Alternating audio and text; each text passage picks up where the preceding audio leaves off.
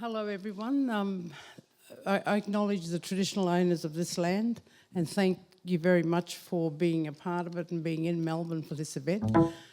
And we think of the elders and we'll give respects to the elders no matter where they are, past and present, all over this country. And it's a pleasure to be here, and we're going to be talking about the National Empowerment Program. Yeah, but I'll just move that back a bit then. Okay, so I'm a Guyalanji woman from North Queensland, and we've been involved in the. I come from Kuranda actually, up in the mountains behind Cairns. Spent a lot of time working in different states with various people out in the setting up health services. I only say this because I just want you to know that I'm not some spring chicken. I've been involved in like the trachoma team and setting up AMSs and even out in the desert where the young James was. I got to ask him what Western Desert he was from, but now we're involved in this absolutely amazing program that actually began from Western Australia, and Fiona has also been involved in that session. But before I start, I wanted to say what a small world, and I never knew that Wadai, what is it, Wadai, how do you say it? Wadai. Well, in Kuranda we call the place Wadai because when in the early 2000s there was so many fights over Mona Mission, and we had $10 million put aside for housing. And because of all the fighting and lateral violence, etc., our community lost that money, and it went to that community in the Territory. It sounds like they deserved it. Okay, so the National Empowerment Program, we run a pilot sites in both Kuranda and Cherbourg, and how it all began. Oh, well, first off, what is Indigenous data? Because there's so many different levels of data collection, and when you think of the ABS records, government, and then the middle areas of research, and then what happens actually on the ground and how you can control all that. But to me it means Indigenous control and ownership of the data. To get ownership and control, we need to be involved from the get-go and lead in the collection of the information. And the collection, research, anything that's done with our mob has to be meaningful, and there must be meaningful outcomes, so you're not doing research for research's sake. And I hope that those of us who actually do get into research actually consider that to make sure that Indigenous people are involved. I think that how we set this up with quite a number of people and across states is that it's a classic example of what data collection and ownership can do for people, and especially people on the ground. So unfortunately, the National Empowerment Program was actually established as a result of suicide tragedies in the Kimberleys, and that's when the issue of suicide became such an issue, and that people were alarmed by the rates of suicides occurring. And then the biggest thing was the identified lack of services for Indigenous people and their families involved, and of course the lack of knowledge and skills and where to go and get those services. So the School of Indigenous Studies at the University of Western Australia and the Telethon Institute of Child Health Research, they actually received research funds from the Commonwealth Government, and in response to the high number of suicides in the Kimberleys region. Now their project in the Kimberleys was calling developing, and this is very long, but we forever give thanks to this program, developing an innovative, culturally responsive healing, empowerment and leadership program for Aboriginal people living in the Kimberleys region. A report, Hear Our Voices, was produced, and I've got a copy of it over there, and that then the recommendations from that report actually put the program into a national context. So at the same time as the WA government funding the Kimberleys to run and deliver a program, the same or lots of monies or some monies was actually offered to UWA to actually roll it out across the country. And so we were lucky that I'll show you the sites that were selected later on through the slides, but They did it in 2 phases. Phase 1 was done with community engagement and consultation that began in 8 sites across Australia, and then a further 3 sites happened this following year. Now, the NEP project applied participatory action research. We all know what that is. That's the tight involvement of the people itself. The purpose of it was to support communities to build their social and emotional well-being and prevent psychological distress and suicide. They wanted to involve community members to identify the challenges they face and then do something about it. So the way that UWA did it was through partnerships with the local organisations and in the 11 sites, and 2 NEP community co-researchers who we call NEP consultants were actually appointed in each communities. Then they carried out through 2013 a number of interviews and several focus groups to ask people what it is that they needed for their communities and the issues that they faced. Now, they followed the protocols of social justice and human rights, community ownership. It was had to be resilience focused. There needed to be respect for local knowledge and to build empowerment and partnership. And so it was a project of community capacity building. So the other important part of the NEP program was the establishment of an advisory committee, and they brought in experts and leaders from across Australia to actually be part of the advice and direction of the entire program. The terms of reference was, as I said, to provide valuable direction and expert advice to the national project. That wasn't just Aboriginal people, it was academics, community, non-Indigenous, Indigenous people from around Australia. And of course, and they were part of ensuring that the ethics committee of each state and territory, and that was a nightmare at the time, to endorse the research project.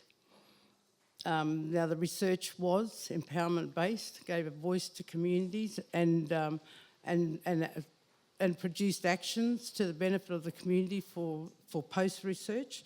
And although the communities were different in size, location, people, whatever, the issues that came out of it was very similar. The issues that Aboriginal people faced across Australia. And then, so they identified concerns around the impact of colonisation and the aftermath, intergenerational trauma and stolen generations, poor or non-existent services. And we know that access to a range of services is near impossible, not just on collecting data.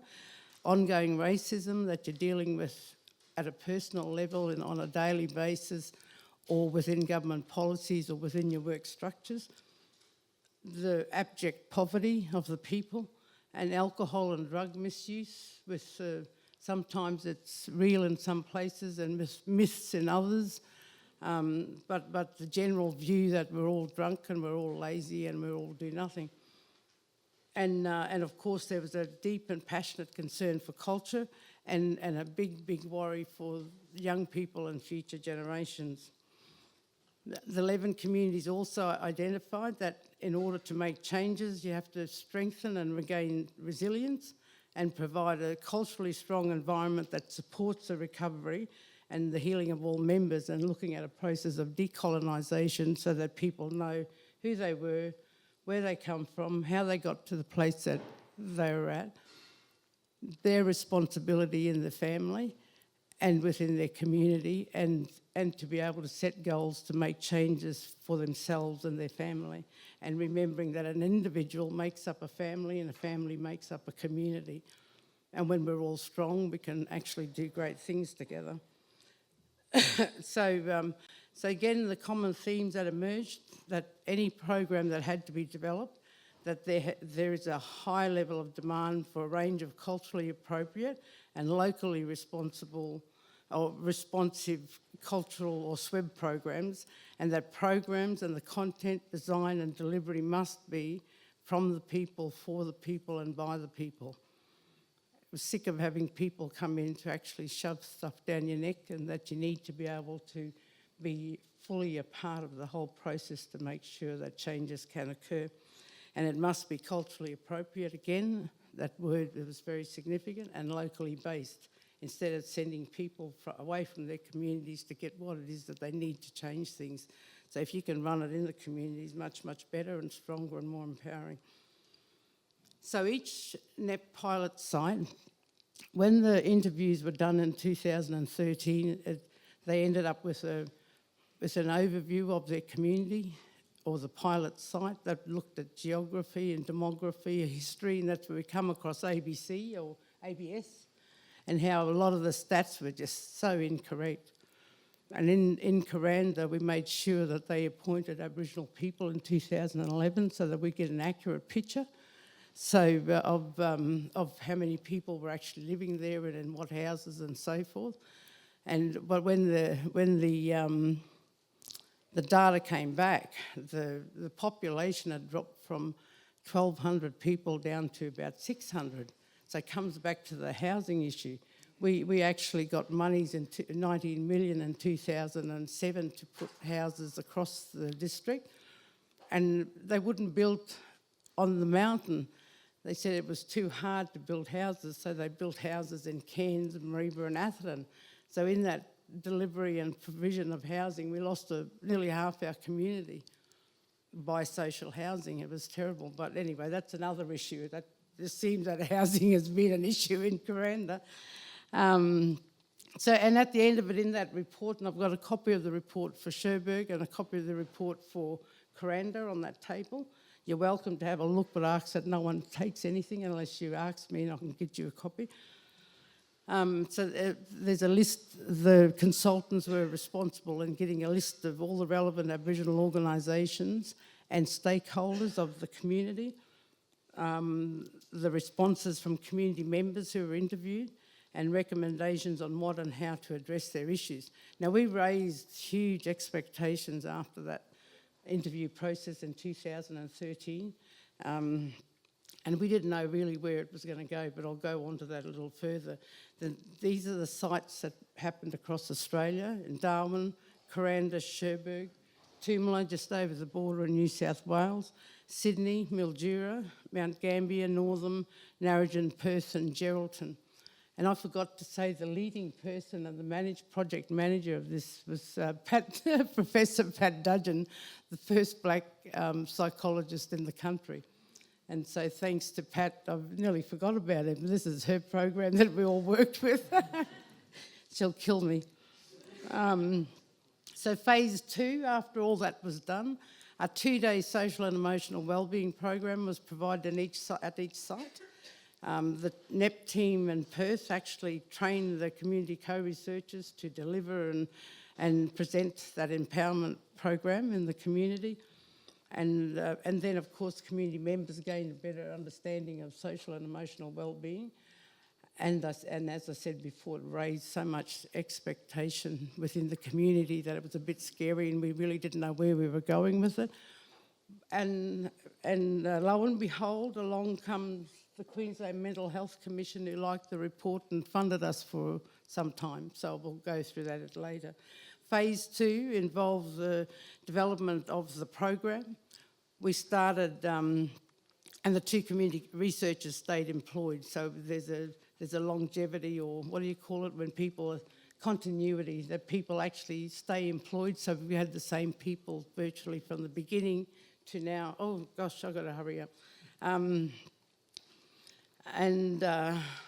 So as I said, lo and behold, along comes Queensland Mental Health Commission, and they funded Ngoonbi, who successfully applied for the program. We started delivery in 2014.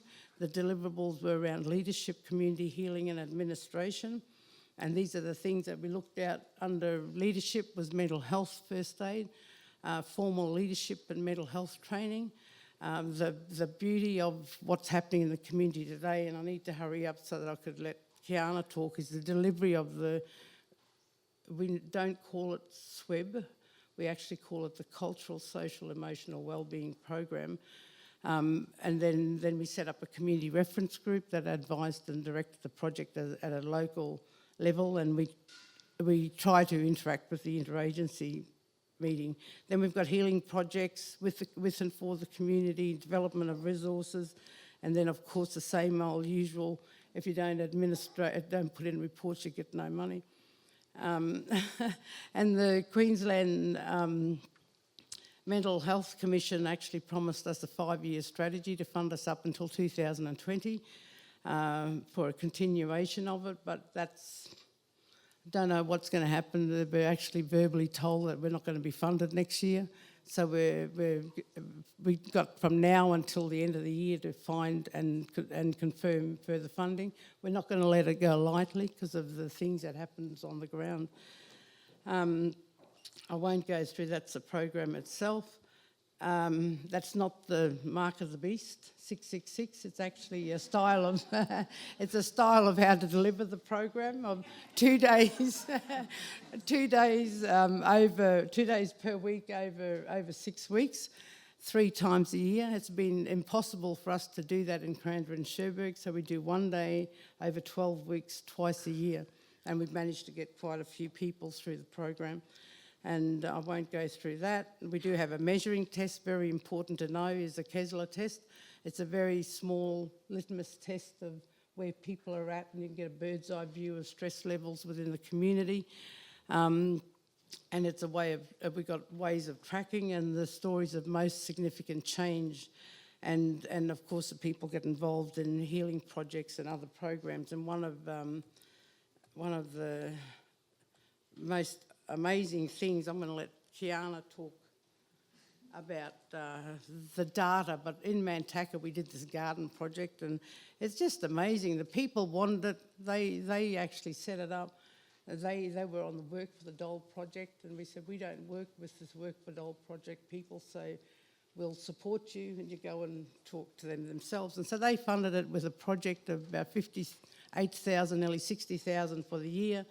They decided they want to do the garden, clean their communities, remove the rubbish, take the 12 cars away, which will go the week of the 23rd, so next, not in 2 weeks' time. They want to make the community look good. People are saying, who works with them, saying that they no longer feel afraid to go into that community. They feel good because everybody's happy. They're doing things that they want, and they're working on the things that they want. And this is the area at Mantaka, and start-up discussions. This is when the work commences, so we've managed to score a backhoe to come in and clear up some of the areas, and people have been donating. And then that's the garden today, and everybody gets edible food out of it. Kiana, sorry, you're going to have to go. My name's Kiana Moseley. I'm a direct descendant from the Dunghutti Nation of Kempsey, New South Wales. My linkage to the Kuranda Cherbourg Nation is through my husband Brian Enoch, and we've just moved up there at the start of the year, and Auntie Glenis has asked me to come on board, and I've just helped to create a data template and worked with our IT guy, Jiva Storkwick. He's got a very tricky last name. And we've worked very closely together to create this database based on all the data we collect throughout the program. So the program started way before I came there, so the data's been collected since 2014, and